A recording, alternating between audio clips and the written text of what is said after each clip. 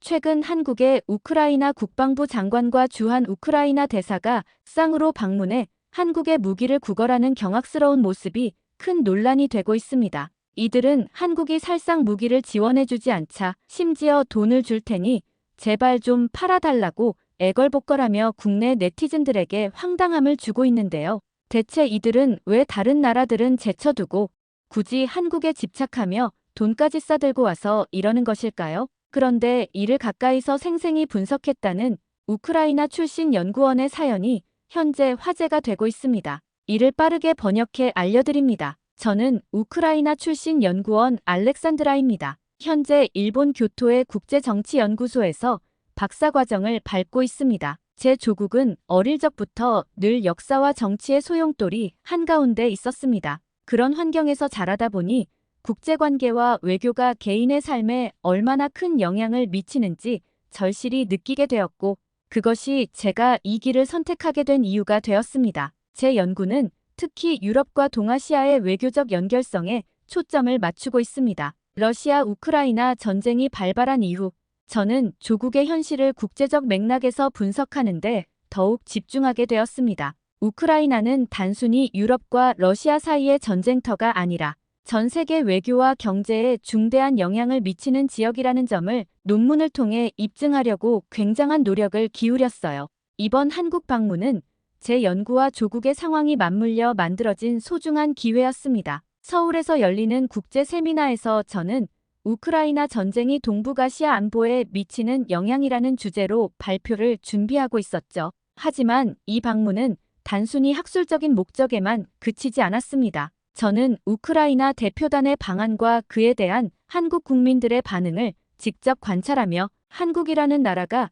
우크라이나를 어떻게 바라보고 있는지 직접 느껴보고 싶기도 했습니다. 한국의 겨울은 제가 예상했던 것보다 훨씬 매서웠습니다. 서울 한복판에서 택시를 기다리며 손끝이 얼어붙는 듯한 차가움에 온몸이 움츠러들었죠. 하지만 그날 거리의 분위기는 단순히 날씨 때문만은 아니었습니다. 그날은 마침 우크라이나 특사단이 한국을 방문한 날이었고 한국 여론은 마치 한겨울의 날씨처럼 차갑고 경직된 분위기였습니다. 거리의 대형 전광판 뉴스에서는 우크라이나 특사단의 방문 예정 소식이 반복 송출되고 있었지만 지나가는 사람들의 표정에는 흥미보다는 무관심과 피로가 엿보였습니다. 택시를 타고 창밖으로 스쳐 지나가는 서울의 풍경을 바라보며 생각에 잠겼습니다. 우크라이나의 한 연구자로서 이번 방문이 단순히 학술적 차원을 넘어 조국의 현실을 국제사회에 알리는 중요한 기회라는 생각이 들었습니다. 그렇기에 마치 조국을 대신해 무언가를 전달해야 할 책임감이 느껴졌죠. 그러나 한국에 도착한 이후 마주한 현실은 생각보다 훨씬 복잡했습니다. 언론에서는 이번 우크라이나 특사단 방문의 의미를 해석하며 한국이 처한 외교적 딜레마를 논하고 있었어요. 우크라이나에 대한 국제적 책임을 강조하는 목소리와 신중한 태도를 요구하는 의견이 팽팽히 맞서는 모습이었습니다. 이에 대한 한국 국민들의 반응도 엇갈리고 있었어요. 누군가는 우크라이나를 돕는 것이 국제적 책임이라고 주장했고 또 누군가는 한국의 안보와 외교적 입장을 고려할 때 섣불리 나설 수 없다고 말했습니다. 한국은 어떤 선택을 할까? 저는 조용히 중얼거렸습니다. 한국은 분명 우크라이나에 필요한 중요한 파트너였습니다. 그러나 동시에 북한이라는 특수한 안보 상황과 러시아와의 경제적 관계 속에서 우크라이나와는 전혀 다른 딜레마를 안고 있는 나라이기도 했어요. 한국이 처한 복잡한 현실이 이곳의 차가운 겨울처럼 선명하게 느껴졌습니다. 저는 노트를 펴고 생각을 정리하기 시작했습니다. 이번 방문은 단순히 자료를 수집하기 위한 것이 아니었습니다. 제 조국과 한국 사이의 복잡한 외교적 현실을 더 깊이 이해하고 이를 국제사회에 어떻게 전달할지 고민해야 하는 중요한 기회였죠. 하지만 마음 한편에는 제 목소리가 얼마나 설득력을 가질 수 있을지에 대한 불안감이 자리 잡고 있었습니다. 저는 택시 안에서 제가 속한 연구팀이 주최하는 세미나 준비를 떠올리며 한숨을 내쉬었습니다. 일본에서 동아시아 외교를 연구하며 다양한 지역을 방문했지만 이번 한국 방문은 저에게 특별히 복잡한 감정을 안겨주었어요. 한국은 제 조국 우크라이나와 달리 현재 전쟁의 소용돌이에서 잠시나마 벗어나 있었지만 여전히 분단과 북한이라는 위협 속에서 살아가고 있었습니다. 그런데도 한국 국민들의 정서는 우크라이나를 그리 따뜻하게 맞이하지는 않는 듯 했어요. 저는 이번 방문이 개인적으로도 학문적으로도 어려운 도전이 될 것임을 직감했죠. 택시에서 내려 근처의 한 대형 카페로 들어갔습니다. 따뜻한 커피를 주문하고 자리에 앉아 휴대폰으로 우크라이나 관련 뉴스를 확인했죠. 우크라이나 특사단이 한국으로 출발하기 전 기자회견을 하는 장면이 눈에 띄었고, 이를 확인한 뒤 이어 한국 매체들이 작성한 우크라이나 관련 기사들을 번역해 읽어보았습니다. 문득 한국인들의 반응이 궁금해져 댓글 여론도 살펴보았는데 분위기는 예상보다 훨씬 싸늘했습니다. 댓글 속 차가운 반응을 읽으며 왠지 모를 씁쓸함이 밀려오더군요. 그런데 그 순간 옆자리에서 한국인 대학생 2명의 대화 소리가 우연히 들려왔습니다. 그들은 저의 존재를 전혀 의식하지 않고 있었죠. 저는 그들이 우크라이나에 대해 이야기하고 있다는 것을 어렴풋이 느낄 수 있었지만 한국어를 완전히 이해할 수는 없었어요. 그런데 몇 가지 단어들이 귀에 익숙하게 들렸습니다. 우크라이나, 독도, 러시아. 그들의 어조는 냉소적이었고 표정에는 미묘한 비꼼이 엿보였어요. 대화의 정확한 내용은 몰랐지만 그들이 우크라이나를 이야기하며 비판하고 있다는 것은 분명해 보였습니다. 궁금증을 참을 수 없었던 저는 번역 앱을 켜서 대화를 해석하기 시작했죠. 그렇게 말하면 우리가 무기라도 줘야 한다는 거야. 그러게, 독도를 분쟁 지역 표기했던 나라가 갑자기 와서 우리더러 도와달라는 게 좀 웃기잖아. 번역된 문장은 어딘가 어색했지만 그들의 어조와 분위기만으로도 대화의 흐름은 분명했습니다. 저는 손에 들고 있던 컵을 내려놓고 그들의 대화를 계속 지켜보았습니다. 게다가 우크라이나가 북한에 핵기술을 제공했다는 말도 있잖아. 그게 사실이면 정말 어이없지 않냐? 그렇지. 러시아가 나쁘다고 해서 우크라이나가 완전히 선하다는 보장은 없으니까. 화면에 번역된 글을 보며 마음속 깊은 곳이 차갑게 식어가는 느낌이 들었습니다. 하지만 저는 아무 말도 하지 못했어요. 제 조국이 한국에서 부정적으로 인식되고 있다는 것을 어느 정도는 알고 있었지만 이렇게 직접적인 대화를 접한 것은 처음이었죠. 우리가 정말 이런 과거의 족쇄에서 벗어날 수 있을까? 하지만 이런 질문이 딱히 의미 있는 답을 가져올 것 같지는 않았습니다. 제 조국을 변호하고 싶은 마음은 간절했지만 지금 이 자리에서 이방인으로서 제가 할 수 있는 일은 아무것도 없다는 무력감이 저를 무겁게 짓눌렀죠. 그렇게 저녁 늦게 호텔방으로 돌아온 저는 한숨을 내쉬며 컴퓨터를 켰습니다. 내일 있을 세미나 준비를 해야 했죠. 발표 주제는 동북아시아와 우크라이나 전쟁의 연관성이었습니다. 발표 내용을 정리하기 위해 저는 우크라이나와 한국 간의 역사적 관계를 다시 검토하기 시작했습니다. 먼저 불곰 사업에 대한 자료를 읽었습니다. 1990년대 초 러시아는 경제난 속에서 첨단 무기 기술을 한국에 판매했습니다. 아니 정확히 말하면 무기로 빚을 상환한 것이죠.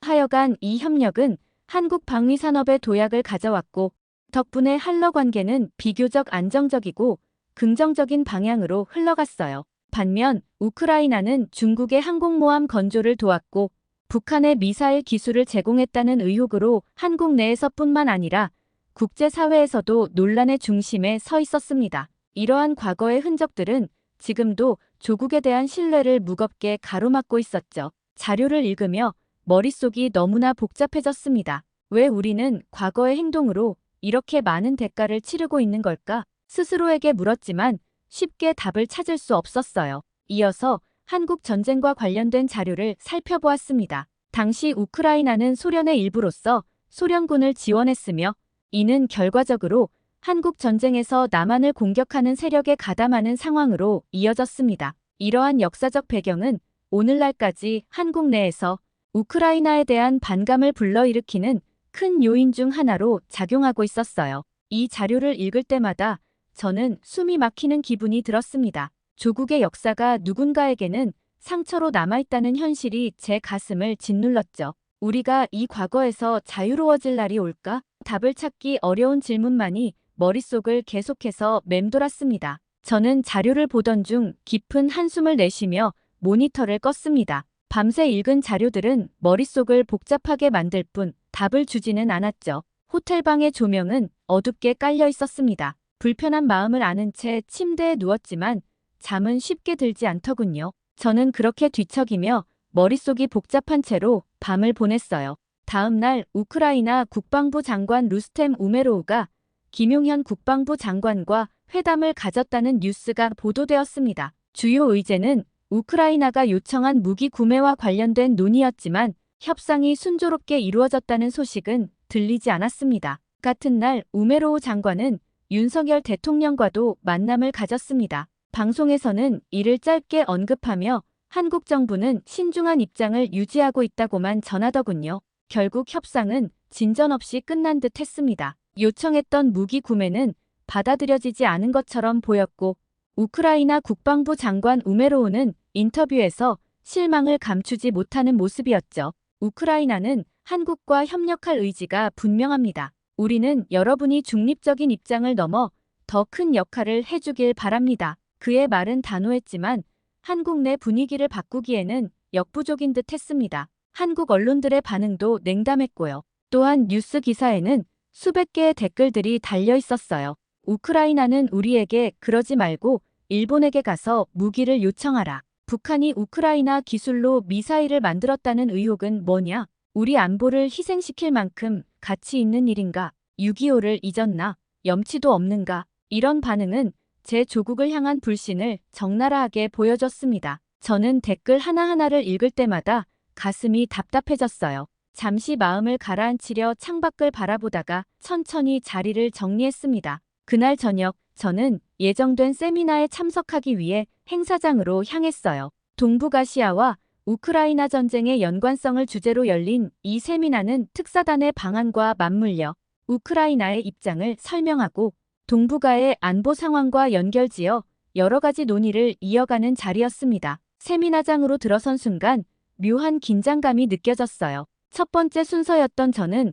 발표자로 나서기 전 사람들의 분위기를 살폈습니다. 행사장은 비교적 조용했지만 참석자들의 표정은 진지하고 집중력이 느껴졌습니다. 이때까지는 저에게 곧 난감한 상황이 펼쳐질 것이라는 것을 전혀 알지 못했죠. 저는 무대에 올라 준비해둔 자료를 꺼내며 차분히 말을 시작했습니다. 안녕하세요. 저는 우크라이나 출신으로 현재 일본 교토에서 국제정치와 동아시아 외교를 연구하고 있는 알렉산드라입니다. 오늘은 우크라이나 전쟁이 동북아시아, 특히 한국과 일본에 미치는 함의에 대해 말씀드리려 합니다. 우크라이나 전쟁은 단지 유럽과 러시아 간의 문제로 끝나지 않습니다. 이 전쟁은 동북아시아의 안보에도 깊은 영향을 미칩니다. 저는 슬라이드에 띄운 지도를 가리키며 이야기를 이어갔습니다. 우크라이나와 동북아시아는 지리적으로는 꽤 멀리 떨어져 있지만 외교적, 군사적 연관성은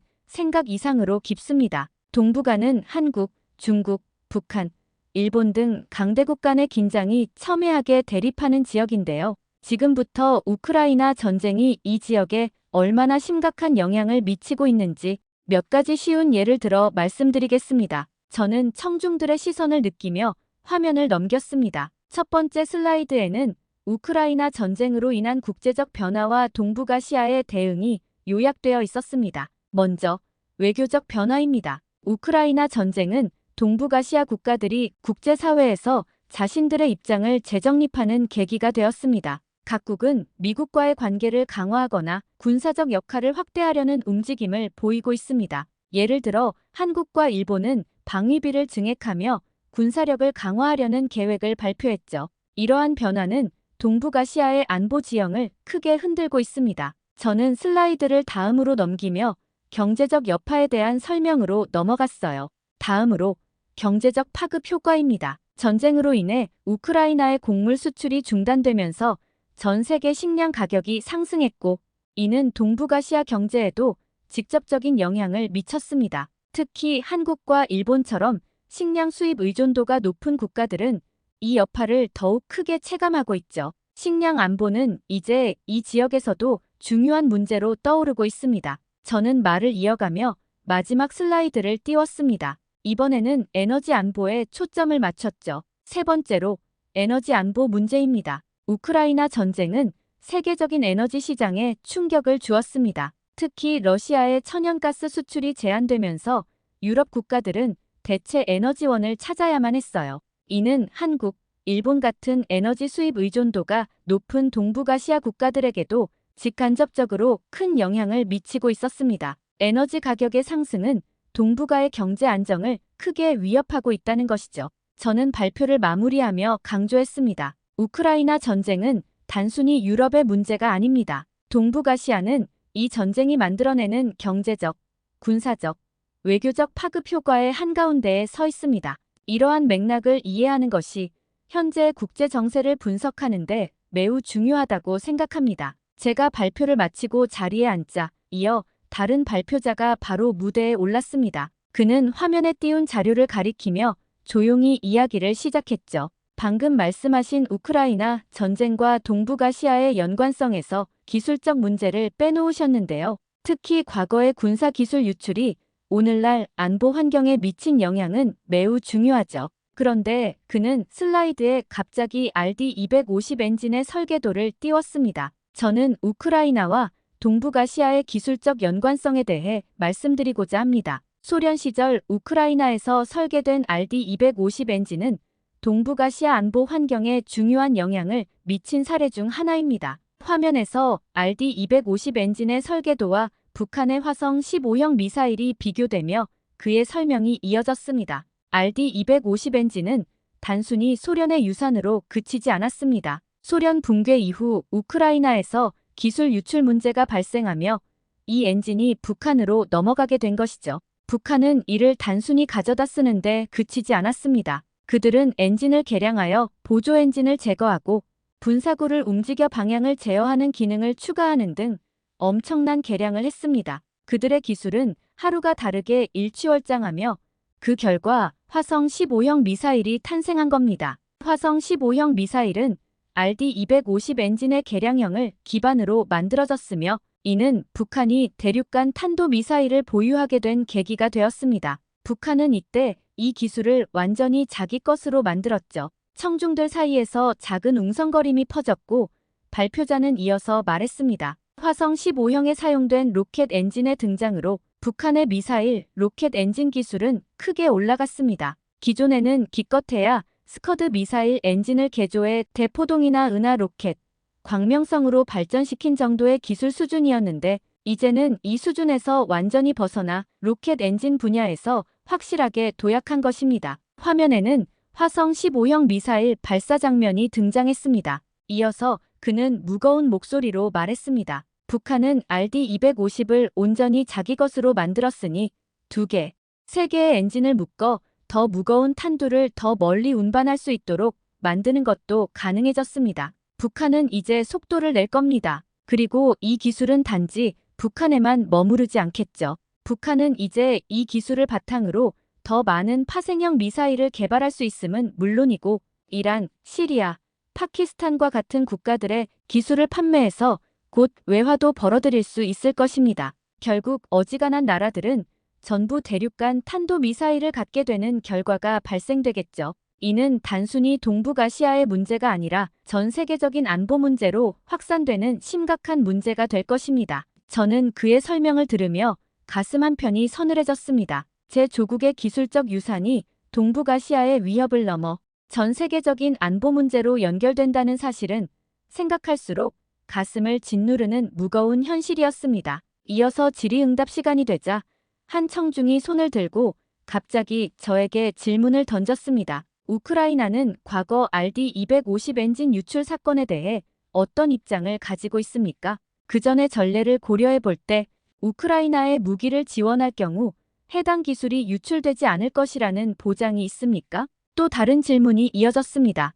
한국 입장에서 볼 때엔 우크라이나에 무기를 제공한다는 것은 그 기술이 북한으로 유출될 가능성을 열어두는 일이 아닐까요? 모두의 시선이 저를 향했습니다. 저는 숨을 고르고 마이크를 잡았습니다. RD-250 엔진 기술 유출 문제는 소련 붕괴 이후 우크라이나가 겪었던 혼란 속에서 발생한 일입니다. 우크라이나는 이를 의도적으로 제공한 적이 없습니다. 하지만 그 책임에서 완전히 자유롭지 못하다는 것을 저도 잘 알고 있습니다. 저는 조심스럽게 말을 이어갔습니다. 우크라이나가 동맹국들의 신뢰를 회복하는 데 시간이 걸릴 수 있다는 점을 잘 알고 있습니다. 하지만 현재 우크라이나는 기술 관리 체계를 철저히 강화하고 있으며 국제사회의 신뢰를 되찾기 위해 전력을 다하고 있습니다. 과거의 실수는 결코 반복되지 않을 것입니다. 우크라이나는 국제 규범과 협력을 통해 이런 문제가 다시는 발생하지 않도록 최선을 다하고 있습니다.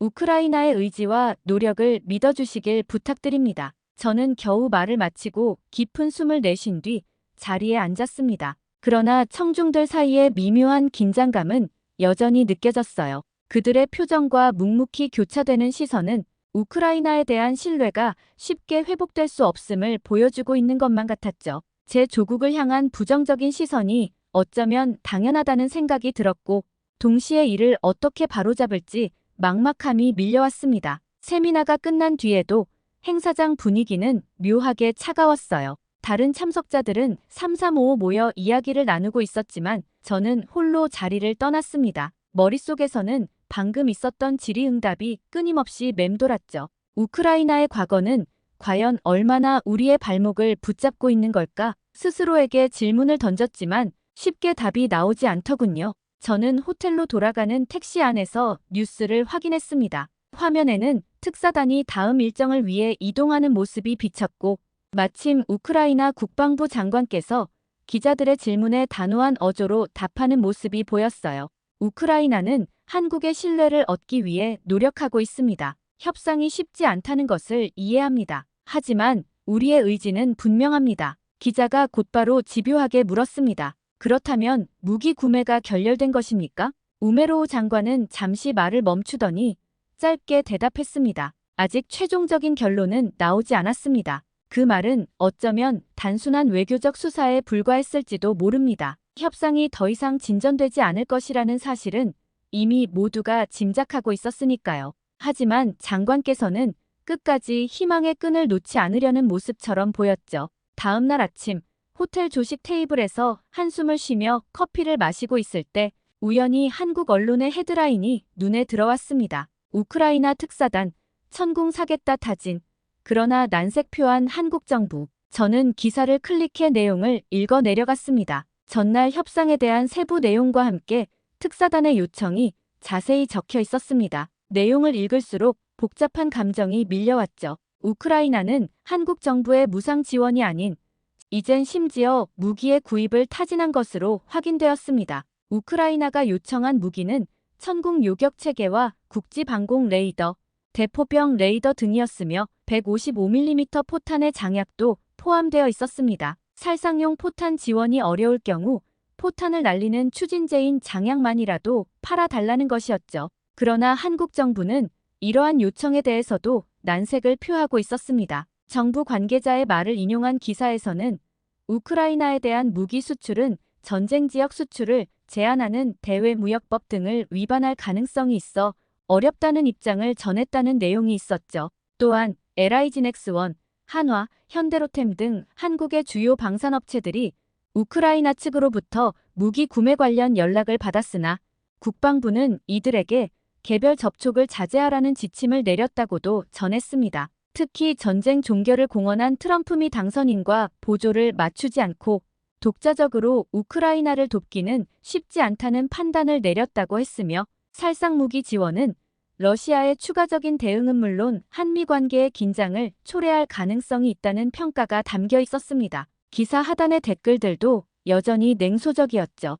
우리 무기가 북한으로 넘어가면 누가 책임질 건데 과거 문제도 해결 못한 나라에 무기를 팔라고 말 같지도 않은 소리. 일본한테 달라고 하라니까. 댓글을 읽으며 한편으로는 한국이 우크라이나를 신뢰하지 못하는 이유를 이해할 수 있었습니다. 그러나 또 다른 한편으로는 깊은 억울함이 치밀어 올랐고 약자에게 참 야박하다는 생각도 들었습니다. 우리는 지금 전쟁 중입니다. 이런 상황에서 과거의 실수로만 평가받아야 하는 걸까요? 침략당한 약자에게 너무 냉정한 태도를 보이는 것은 아닐까요? 저는 호텔로 돌아와 침대에 몸을 뉘었습니다. 머릿속을 정리하기 위해 누웠지만 생각은 산만했고 제 조국을 변호하고 싶었지만 모든 문제를 해결할 수 없다는 무력감이 가슴을 짓눌렀죠. 우리는 정말 이 과거의 족쇄에서 벗어날 수는 있을까요? 스스로에게 던진 질문이 공허하게 방안을 울렸습니다. 세미나에서의 질문과 특사단의 교착 상태, 언론 기사에서의 댓글들이 계속 떠올랐습니다. 하지만 아무리 생각해도 답을 찾을 수 없었습니다. 잠시 눈을 붙이려 했지만 머릿속에서는 여전히 잡생각들이 멈추지 않고 계속 맴돌았죠. 저는 깊은 숨을 내쉬며 자리에서 일어났습니다. 호텔 방 창가에 기대어 바깥을 바라보니 서울의 거리가 분주한 듯 고요해 보였습니다. 이 모든 것이 정말 의미가 있는 걸까? 혼란스러운 생각이 머리를 스쳤지만 제 자신에게 다시 묻기로 했죠. 내 조국이 처한 현실과 국제사회의 시선, 그리고 지금 이 순간 내가 할 수 있는 일은 무엇일까? 저는 노트북을 켜고 글을 쓰기 시작했습니다. 조국에 대한 복잡한 마음과 현실적인 고민이 뒤섞여 글은 더디게 이어졌지만 그 과정이 오히려 혼란스러운 제 생각을 조금씩 정리해주는 듯 했어요. 과거가 무겁게 느껴질수록 멈추지 않고 앞으로 나아가야 한다. 스스로에게 그렇게 다짐하며 글을 마무리하고 노트북을 닫았습니다. 다음 일정에 대한 알림이 울리며 다시금 현실로 돌아올 시간이 다가오고 있음을 느꼈습니다. 옷을 챙겨 입으며 저는 마음을 다잡았습니다. 상황은 어렵고 신뢰를 얻는 길은 멀어 보였지만 그렇다고 멈출 수는 없었습니다. 내 조국의 현재와 미래는 우리 모두가 함께 만들어가야 할 몫이라는 사실을 떠올리며 저는 문을 열고 그렇게 다시 바깥으로 나섰습니다. 여기 한국의 지하철역에서 경악을 금치 못하는 프랑스 여기자가 있습니다. 파리 출신의 이 프랑스 여성은 한국 친구를 보러 한국을 방문했다가 프랑스와 확연히 차이나는 한국의 지하철 인프라를 접한 뒤 큰 충격을 받고 프랑스로 돌아왔다고 하는데요. 이 여기자는 이후 이와 관련된 기사까지 쓰려고 결심했다고 합니다.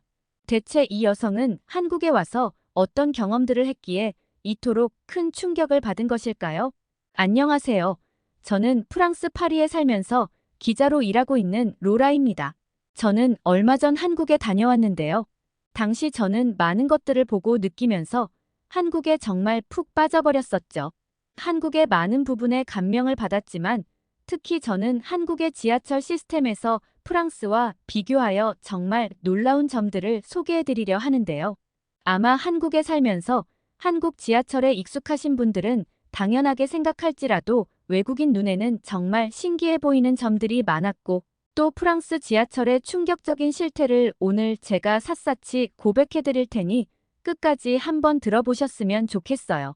우선 저는 프랑스에서 대학을 졸업하고 현재는 한 언론사에서 기자로 일하고 있습니다. 그런데 저는 작년 여름에 한국 친구 유미의 초대로 생전 처음 한국으로 여행을 갔다 왔었는데요. 제 한국 친구 유미는 5년 전에 프랑스로 유학을 왔었고 저와는 같은 학교를 다니면서 집을 함께 쓰던 친구였습니다. 당시 저희가 함께 살던 집에서는 저와 유미 말고도 다른 친구인 줄리라는 프랑스 친구도 함께 살았는데 줄리는 학교를 졸업하고 현재 저와 같은 언론사에서 기자로 함께 일하고 있답니다. 그런데 유미 같은 경우는 당시 저희와는 완전 다른 전공을 공부하던 학생이었는데요. 당시에 유미는 역사를 공부하던 친구였어요. 물론 지금은 전공을 살린 건 아니고 다른 일을 하고 있지만요. 아무튼 저희 셋은 나이도 모두 같았고 서로 성격이 잘 맞아서 매우 친하게 지냈어요. 유미는 낯선 환경에서 살면서 힘들어할 법도 했지만 언제나 웃는 얼굴로 밝게 지내던 친구였죠. 프랑스 생활이 의외로 잘 맞고 편하다고 했어요.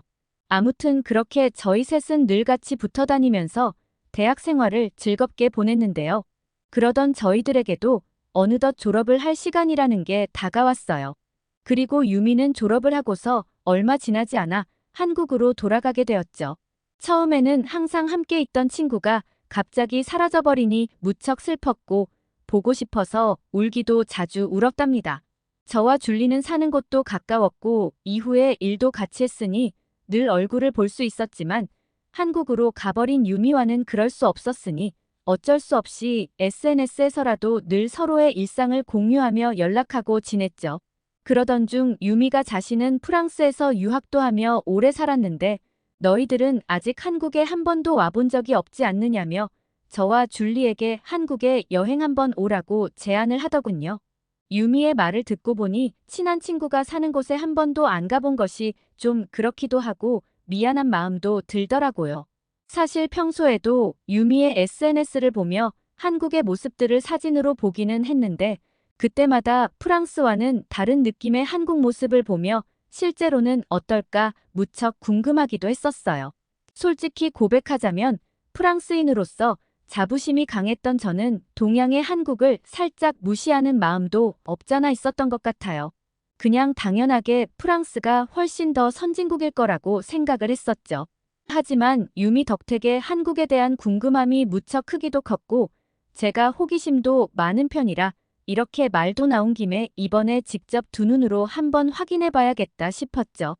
때마침 여름 휴가 기간이 다가오기도 했고 저와 줄리는 함께 한국으로 떠나기 위한 준비를 바로 시작하게 되었답니다.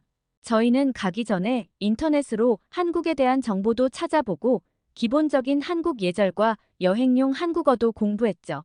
그렇게 기다리던 출국날이 다가왔고 드디어 유미를 본다는 생각에 설레는 마음을 가득 안고 저와 줄리는 한국행 비행기에 올랐습니다. 공항에 도착하자 마중 나온 유미가 보였고 우리는 유미를 향해 달려가서 와락 부둥켜 안고 울었죠. 울 거라고까진 생각지 못했는데 막상 오랜만에 유미를 보니 저도 모르게 눈물이 왈칵 나오더라고요. 근처에 있던 사람들이 봤다면 우리 사이를 정말 궁금해할 정도였어요. 어찌나 크게 소리를 냈던지 나중에는 약간 민망하더라고요. 아무튼 그렇게 유미와 격하게 인사를 나눈 저희들은 정신을 좀 차리고 공항을 둘러보았어요. 공항 평가에서 최상위권 순위를 차지하는 공항답게 그 크기와 세련됨이 엄청나더군요. 모르는 것을 알려주는 안내 로봇이며 주변에 편의시설이며 없는 게 없었고 심지어 장시간 비행으로 피로한 승객들을 위한 발 마사지 룸이나 안마의자 그리고 수면실도 있었어요. 공항 전체가 마치 풀 서비스를 받는 곳 같았습니다. 이때쯤부터 한국에 대한 이미지가 조금씩 달라 보이기 시작했던 것 같아요. 유미는 정신없이 공항을 둘러보는 저희들을 보며 이제 슬슬 서울로 출발하자는 이야기를 했고 그렇게 저희는 공항 리무진을 타고 유미 집으로 향했습니다. 이동하는 중에 창밖을 보니 지나고 있는 다리 양쪽에 바다가 펼쳐지고 있더군요. 유미는 이곳 바다는 한국에서는 서해라 부른다고 했고 수심이 얕아서 썰물 때가 되면 이 넓은 곳이 갯벌로 변하고 그렇지 않을 때는 지금처럼 이렇게 바다의 모습이라고 하더군요. 정말 독특하다고 느껴졌어요. 유미는 때마침 우리들은 운 좋게 한국의 첫 바다를 갯벌이 아닌 제대로 된 바다 모습을 보고 있는 거라고 했습니다. 달리는 차 안에서 바다를 바라보며 바다 냄새를 맡는데 무척이나 기분이 좋았어요. 그렇게 1시간이 좀 더 지나 유미가 자취하고 있는 건물에 도착했습니다. 그리고 현관문을 열고 들어간 순간 유미가 멈추라고 소리를 질러서 깜짝 놀랐습니다. 제가 버릇처럼 신발을 신고 이미 한두 걸음 들어와 버린 것이었죠. 유미는 그럴 줄 알았다며 당장 신발부터 벗으라고 하더라고요. 사실 한국에 오기 전부터 검색을 통해 한국에서는 집에서 신발을 신지 않는다는 걸 알고 있었는데 이럴 때 버릇이라는 게 참 무섭다 싶었습니다. 한국에 있는 동안은 유미의 집에서 같이 머물기로 했기에 저희들은 우선 짐을 풀었고 짐을 정리하고 서로의 근황을 얘기하다 보니 어느덧 저녁 늦은 시간이 되었어요. 시간 가는 줄 모르고 이야기를 나누며 깔깔거리며 웃다 보니 시간이 벌써 이렇게 됐구나 생각하고 있는데 갑자기 유미가 배고프다고 밖에 나가자는 거예요. 이야기하느라 시간이 꽤 늦어져서 오늘은 그냥 집에서 식사를 해먹으려나 보다 생각하고 있었는데 이 늦은 시간에 밖에 나가자길래 사실 좀 놀랐죠. 유미는 전혀 걱정 말라는 표정으로 한국은 밤에 바깥에 나가서 돌아다녀도 안전하니 걱정은 전혀 하지 않아도 된다고 하더라고요. 약간 무섭기는 했지만 유미가 하는 말이니 믿고 나가기로 하였죠. 그런데 저희는 유미의 집을 나오다가 인상적인 장면을 보게 되었는데요. 바로 동네 주민들이 쓰레기를 버리는 모습이었어요. 그게 왜 인상적이었냐고요?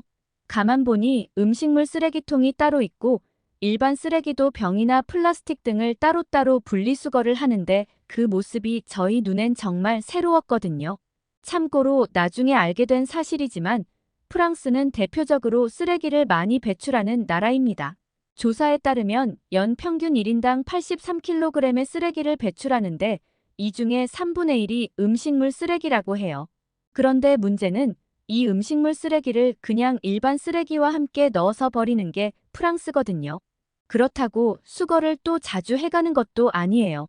유미 말로는 한국은 하루에 한 번씩 바로바로 수거를 해간다고 하던데 프랑스는 기본적으로 며칠씩 쓰레기들이 방치되는 경우가 대부분입니다. 때문에 특히 여름철에는 동네에 악취가 정말 장난이 아니랍니다. 프랑스인들은 여태 그러고 살아왔으니 익숙해져서 그렇게 쭉 살아온 건데 최근에 프랑스에서는 이에 문제점을 느껴 한국의 분리수거 제도를 벤치마킹해서 프랑스에서도 도입하려는 움직임을 보이고 있다고 해요. 물론 이런 문화가 정착되려면 하루 이틀 만에 되는 게 아니라 또 한참이 걸리겠죠. 그래서 프랑스는 아직도 여전히 음식물 쓰레기를 일반 쓰레기와 함께 때려 넣고 버리는 경우가 대부분이에요. 그런 환경에서 살다가 분리수거를 하나하나 제대로 하는 한국 주민들 모습을 보니 참 새로워 보이면서 또 자리 잡힌 시민들의 의식 수준이 정말 부럽기도 하더라고요. 별거 아닌 것 같아도 이런 행동 하나하나가 보다 더 깨끗하고 아름다운 도시를 만들어가는 건데 말이죠.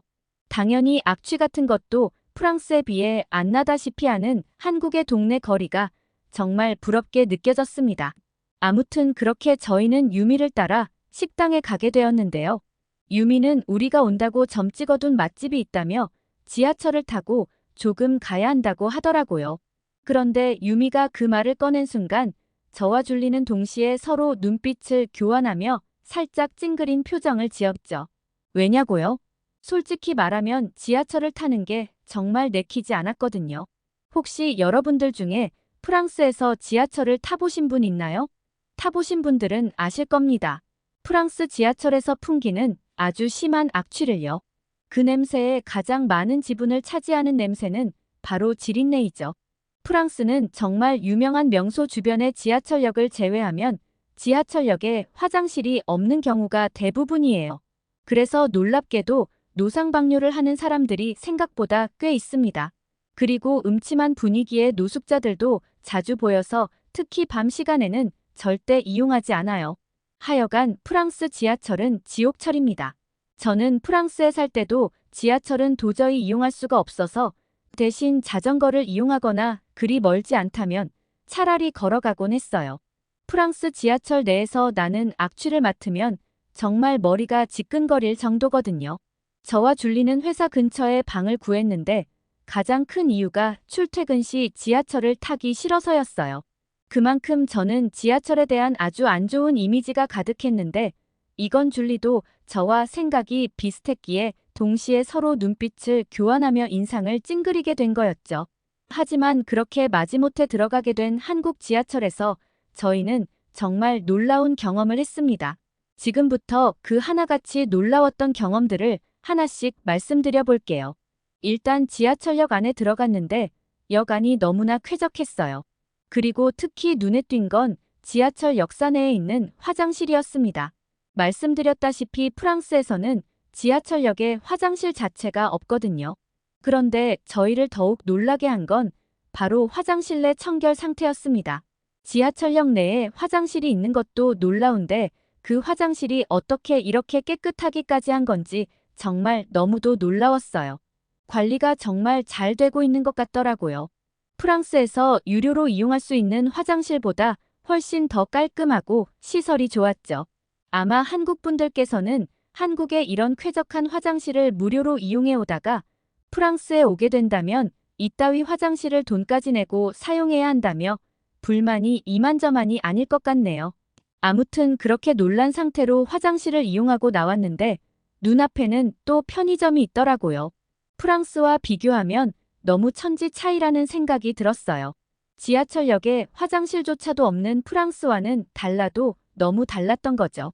그렇게 놀라고 있는 저희들에게 유미는 휴대폰을 보면서 곧 열차가 오니까 이제 어서 서두르자고 하더라고요.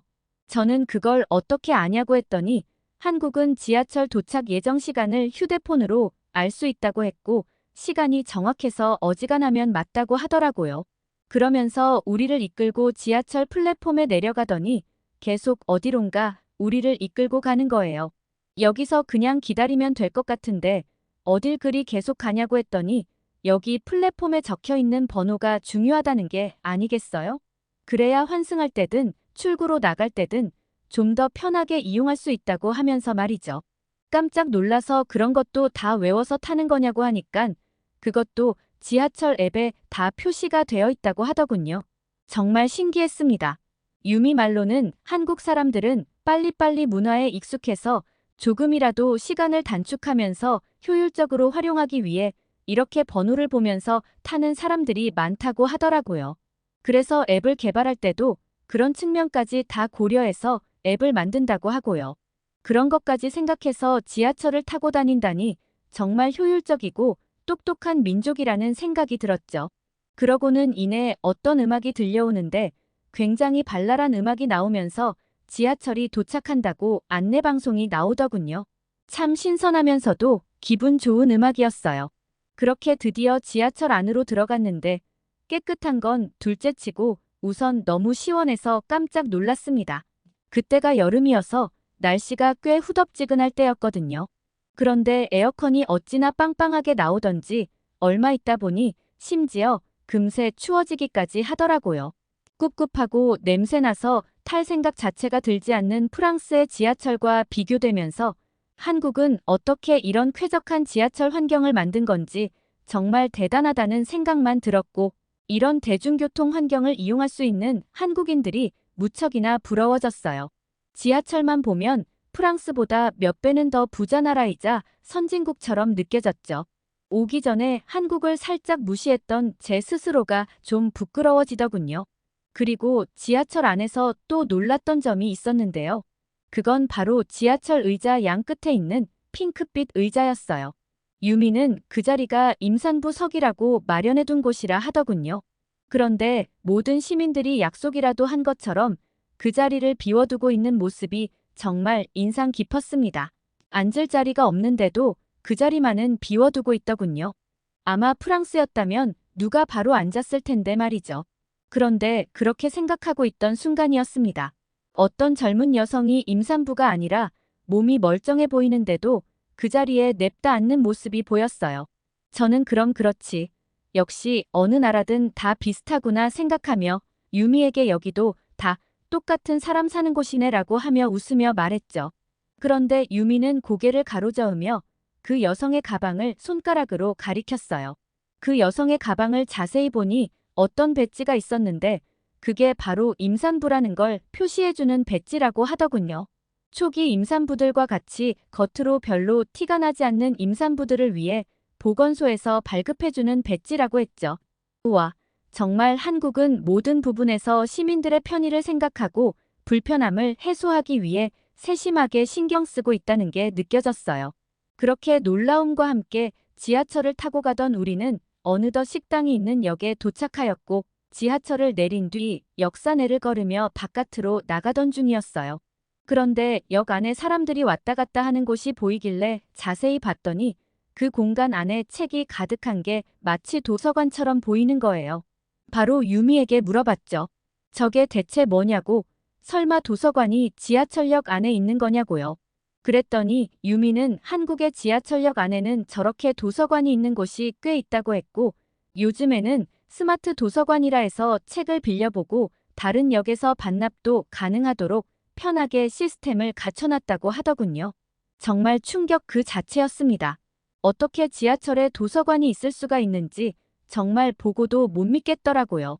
들어온 순간부터 나가는 순간까지도 놀라움을 준 한국의 지하철 시설에 저와 줄리는 도대체 지하철 한 번 탔는데 몇 번을 놀라는지 모르겠다며 헛웃음만 짓게 되었지 뭐예요.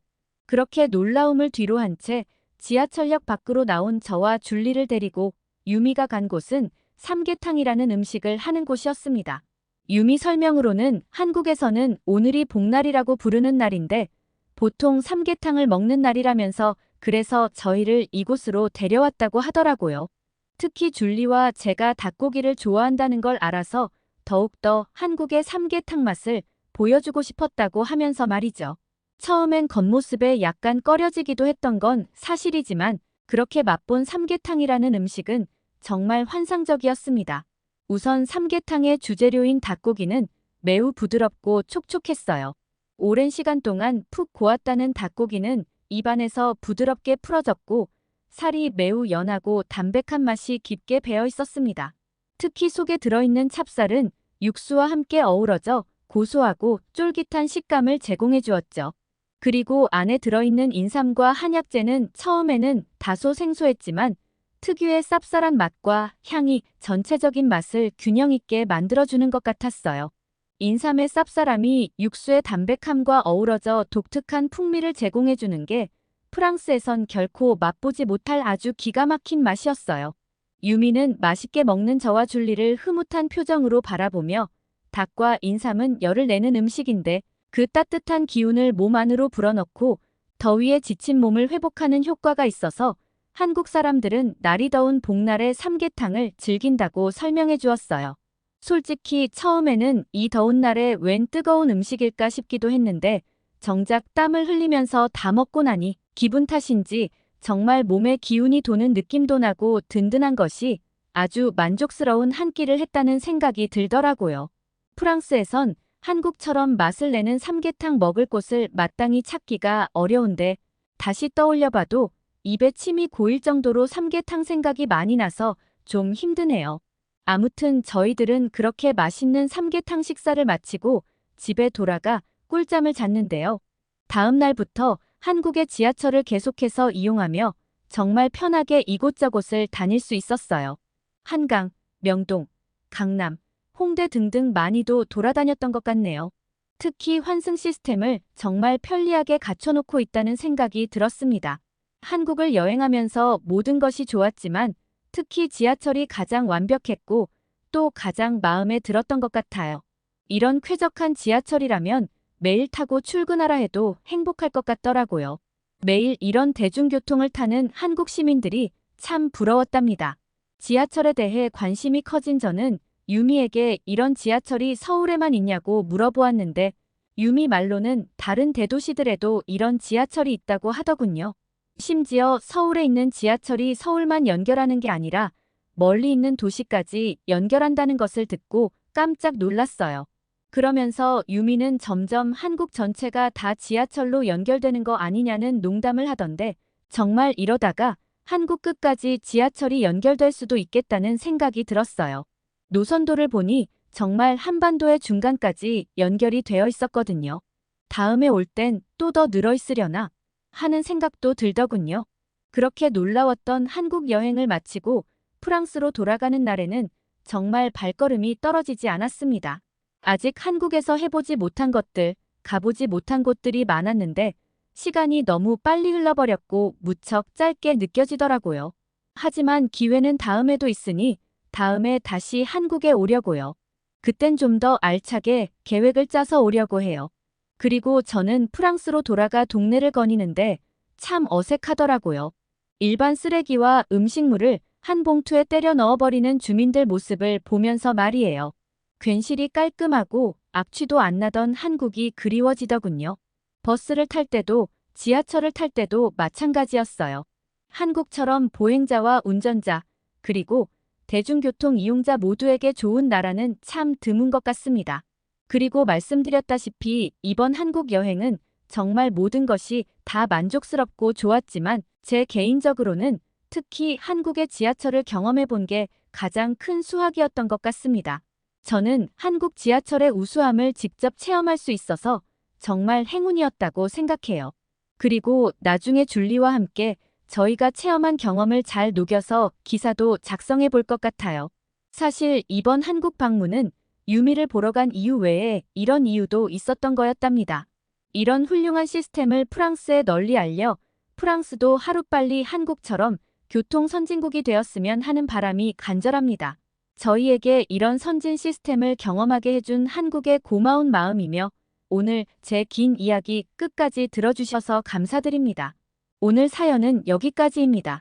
오늘은 우크라이나 연구원 알렉산드라 씨, 그리고 프랑스 기자 로라 씨 사연 들어보았는데요. 오늘 사연 어떠셨나요? 사연을 재밌게 들으셨다면 구독과 알림 설정 눌러주시면 감사드리겠습니다. 여러분들의 소중한 클릭 한 번이 영상 제작에 큰 힘이 됩니다. 끝까지 시청해주셔서 감사합니다.